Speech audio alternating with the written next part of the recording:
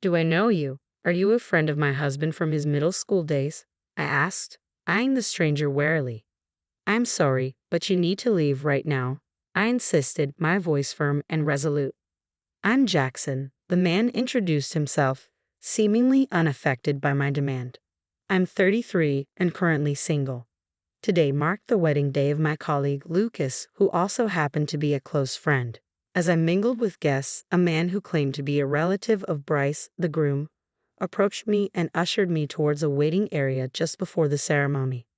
Physically imposing and with a firm grip, the man guided me forcefully with his strong arms, leaving me feeling uneasy about his intentions. Thinking that perhaps the bride wanted to extend a pre-ceremony greeting, I followed the relative, assuming goodwill. Initially, I admired her apparent courtesy, but that admiration swiftly soured. It became evident that my presence was not welcomed for congenial purposes, but rather as a means of coercion. The bride, waiting in the anteroom, wore a malevolent expression that sent a shiver down my spine. Momentarily taken aback, I managed to compose myself and offered my congratulations. Congratulations on your wedding, I said, trying to maintain a semblance of normalcy. Her response was abrupt and commanding. You need to leave immediately, she ordered, leaving no room for argument. What? I blurted out in disbelief, unable to contain my reaction to the bride's statement. Her response to my question was exasperatingly patronizing.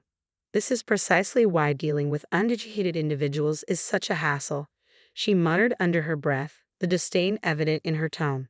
It was clear that the bride harbored disdain for my educational background, or rather, the lack thereof. She didn't mince her words as she elaborated. Allow me to clarify. My husband and I hail from esteemed lineage, and today's guests belong to the elite echelons of society. Your presence as a mere high school graduate is jarring and distasteful to me. The implications were not lost on me. My educational background had become a source of embarrassment in their esteemed circles. Naturally, I was aware of Lucas' prestigious background and the disdain some harbor towards those without extensive academic credentials. It wasn't a new experience for me. I'd encountered similar attitudes before. Despite this, my bond with Lucas transcended such superficial judgments, prompting me to attend his wedding.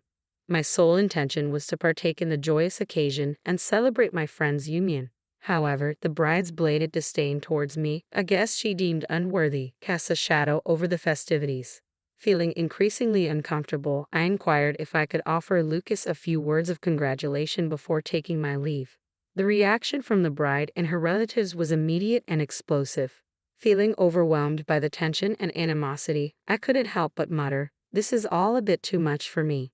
Confused by their laughter in what seemed like a serious moment, I dared to inquire about the reason behind their amusement. The bride's response stunned me beyond belief. My husband didn't invite you here out of friendship, but rather out of pity, she declared matter-of-factly. As she continued, the pieces of an unexpected puzzle started to fall into place.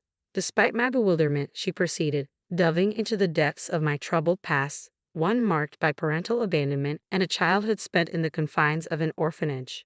She went on to explain how my struggles with malnutrition had left a lasting impact, evident in my tall yet slender frame even into adulthood. The revelation left me speechless, realizing that Lucas's invitation to his wedding was not an act of camaraderie, but rather an expression of empathy towards a former classmate enduring ongoing hardship. The bride jumped to a startling conclusion, assuming Lucas's invitation was an attempt to provide me with a meal at the wedding. I tried to reason with her, explaining the impossibility of such a scenario, but my protest fell on deaf ears. In a tone laced with disdain, she proceeded to belittle my worth, emphasizing the stark disparity between Lucas's accomplishments and mine. According to her, Lucas's compassion could potentially elevate his status, but she couldn't fathom allowing someone with only a middle school education to attend her wedding. She highlighted Lucas's prestigious academic background and successful career, contrasting it sharply with my own humble position as a janitor or security guard in the same company. The bride's words stung with contempt as she dismissed any notion of Lucas feeling sorry for me simply because we were former classmates. To her, the idea was preposterous, bordering on outrageous. We're both employed by the same company, one that's recently entered the public domain and shows considerable promise. It's a sought-after workplace, topping the charts for job seekers. Our company policy prioritizes talent acquisition, meaning individuals deemed valuable can join regardless of academic background. Despite the company's prestige, I acknowledge the disparity between a junior high school graduate like myself and a college-educated colleague. Yet, regardless of the motives behind Lucas's invitation, I simply wish to extend my congratulations. I harbored no expectations in return. However, earnestly articulate my sentiments and plead my case, the bride remains resolutely unyielding. Her gaze is consistently cold, as though regarding something unsavory. It's as if she's reluctant to even share the same airspace with me. She dismisses my heartfelt expressions of friendship with disdainful indifference. Are you trying to cozy up to my husband and snag a job with just a junior high school diploma? Her words were just a rejection of my presence at their wedding. They hinted at potential repercussions in the workplace. Caught off guard, I struggled to find a response. Despite the company's acceptance of individuals with minimal education, I couldn't bring myself to accept such condescension, especially from the spouse of my colleague. Suddenly, a male relative's actions escalated the tension further. Ignoring my protests, he forcibly grabbed at me, his actions invasive and aggressive. Attempting to fend him off, I reached for his arm, but he forcefully pushed me against the wall. A sharp pain shot through my back and chest, eliciting a low, guttural growl of pain. Enough, just leave, the relative barked before completing its sentence, abruptly opening the door to the waiting room. I was unceremoniously ejected, landing on the floor with a resounding thud. Despite the rough treatment, I resolved to carry on without offering my congratulations to Lucas. Preferring not to risk being barred from the wedding altogether, I sought refuge in a nearby cafe, biding my time before rejoining the festivities with the other guests. As the wedding reception commenced, I settled into my seat, hoping to blend in unnoticed. However, the bride's penetrating gaze soon found me. Without uttering a word, her lips moved silently, forming a single question directed at me. What are you doing here?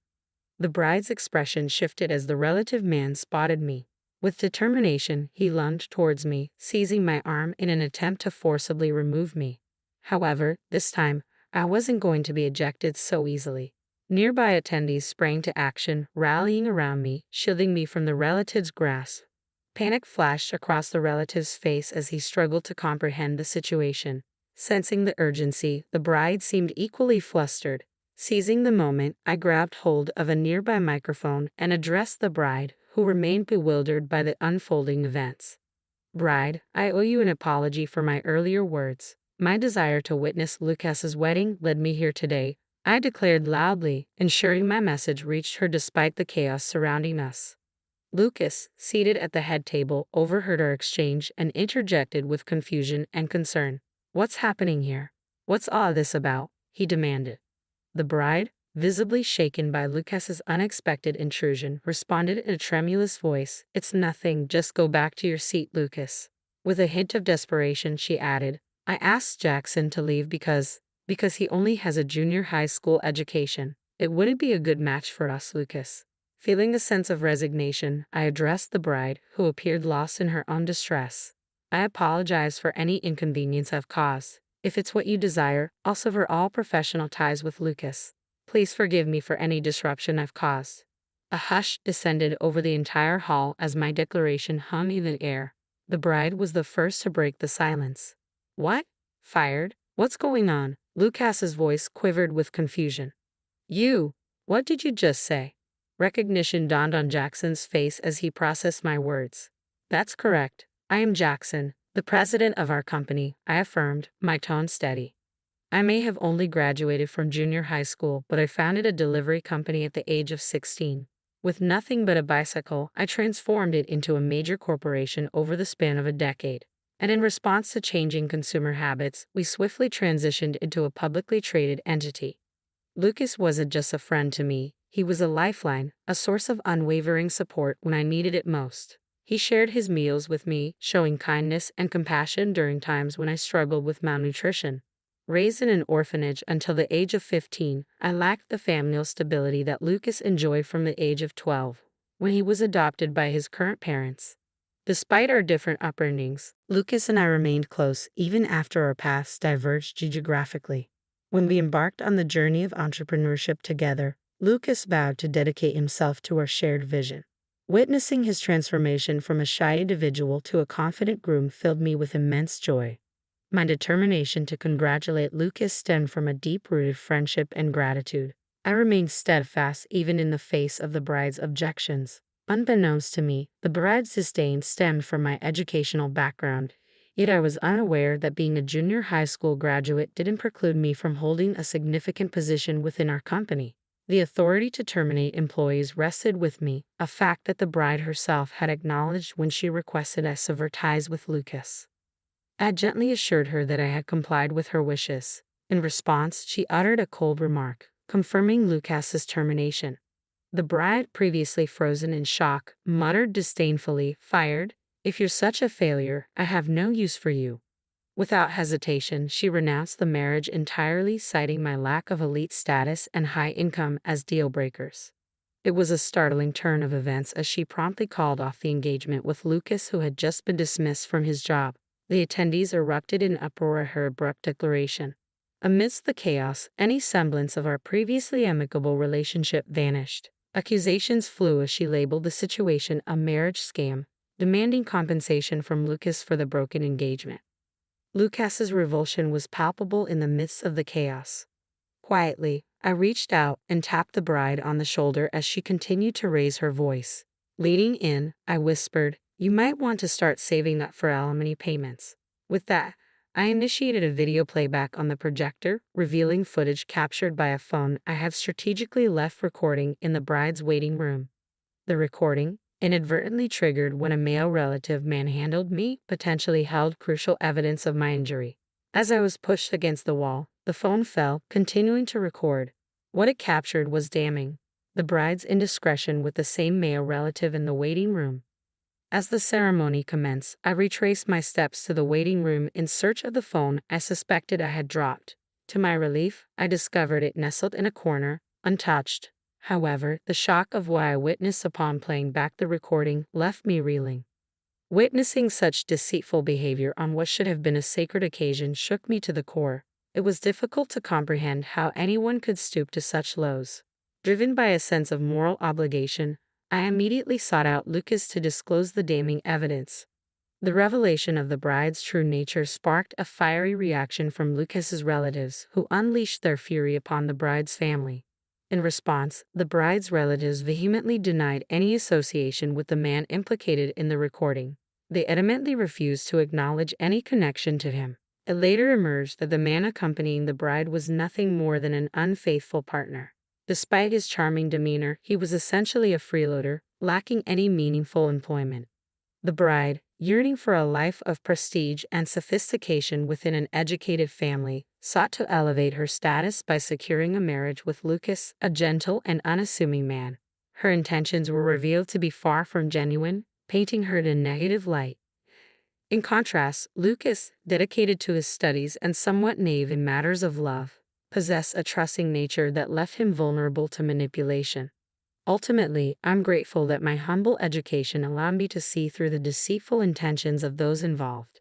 Never did I anticipate that my educational background would prove valuable in such a manner. The deceitful bride faced the consequences of her actions, being ordered to pay a hefty sum of $5 million for wedding expenses and an additional $3 million for terminating the engagement, accumulating the staggering debt of $8 million. As a result of the humiliation she endured, she found herself isolated from her family. Her unfaithful partner, alarmed by the overwhelming debt, fled the scene, leaving her to face the repercussions alone. With her once inviolable life now in shambles, the bride was forced into a solitary existence, residing in a rundown apartment and toiling tirelessly day and night in a desperate attempt to repay her debts. The arrival of the deceitful woman inadvertently strengthened the bond between Lucas and me, fostering a deeper friendship as we navigated through the ordeal.